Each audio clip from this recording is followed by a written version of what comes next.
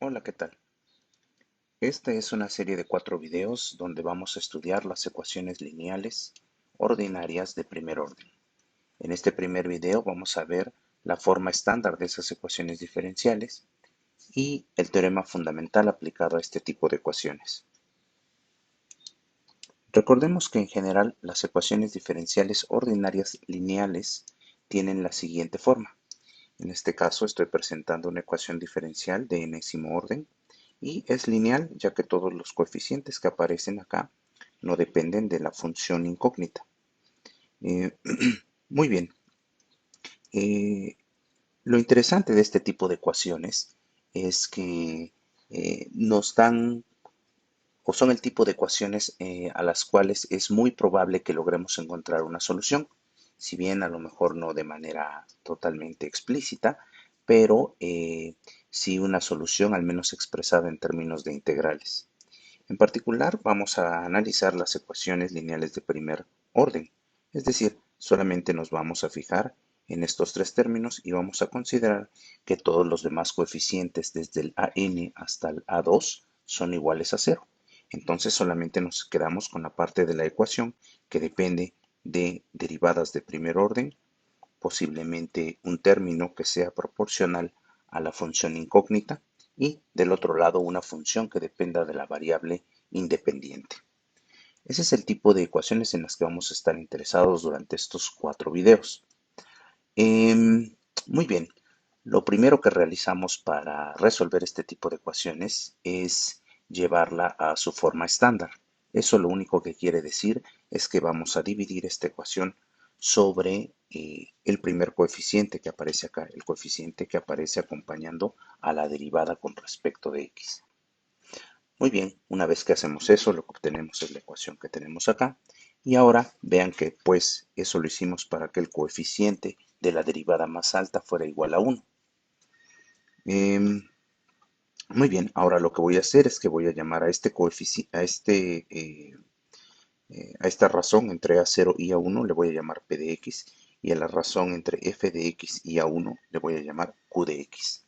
En general, cuando uno hace esto, debe ser uno cuidadoso con los puntos donde a1 sea igual a 0, porque en esos puntos puede que nuestra solución no sea válida. A esos puntos se les llaman puntos singulares de la ecuación diferencial. Muy bien, entonces después de renombrar a este cociente como px y a este cociente como qx, la ecuación a la que llegamos es esta. Observe que esta ecuación y esta ecuación son esencialmente la misma ecuación. Entonces resolver esta ecuación va a querer decir resolver la ecuación 1 también. Muy bien, lo que sucede es que esta ecuación diferencial en general no siempre es separable. Puede haber algunas ocasiones en las que sí es separable y entonces podríamos utilizar el método de separación de variables que ya vimos en videos anteriores. Pero cuando no lo es, tenemos que aplicar otro método, el cual vamos a aprender en los videos posteriores. Muy bien. Por lo mientras, vamos a decir que para encontrar la solución general a esta ecuación diferencial, resulta que necesitamos también estudiar la ecuación diferencial homogénea asociada, es decir, la ecuación diferencial que vamos a obtener a partir de esta haciendo q igual a 0. Esa es otra ecuación diferencial y se le llama la ecuación diferencial homogénea asociada a esta, que sería inhomogénea si q de x es distinto de 0. O a veces también a esta se le conoce como la ecuación diferencial reducida asociada a esta ecuación diferencial. Muy bien, existe un teorema fundamental que en este caso lo vamos a aplicar a las ecuaciones diferenciales ordinarias lineales de primer orden y dice lo siguiente. Si YH es una solución a esta ecuación diferencial, y no solamente una solución, sino la solución general a esta ecuación diferencial, y YP es una solución a la ecuación diferencial homogénea, es decir, a la que queremos, inhomogénea, perdón, es decir, a la que queremos resolver, entonces la suma de estas dos soluciones, es decir, esto, va a corresponder a la solución general a la ecuación diferencial inhomogénea. Entonces, Si queremos encontrar la solución general a esta ecuación, lo primero que debemos hacer en la práctica es encontrar la solución general a la ecuación homogénea asociada y una solución particular a la ecuación diferencial inhomogénea, sumarlas y esa va a ser la solución general a la ecuación diferencial inhomogénea. Vamos a mostrar rápidamente este teorema. Vamos a suponer que YP, como dijimos, es solución a la ecuación diferencial homogénea.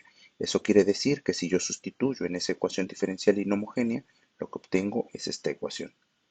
Si por otro lado YH es la solución general a la ecuación homogénea, cuando yo sustituya en la ecuación homogénea y haga las cuentas de este lado, el resultado debe ser cero.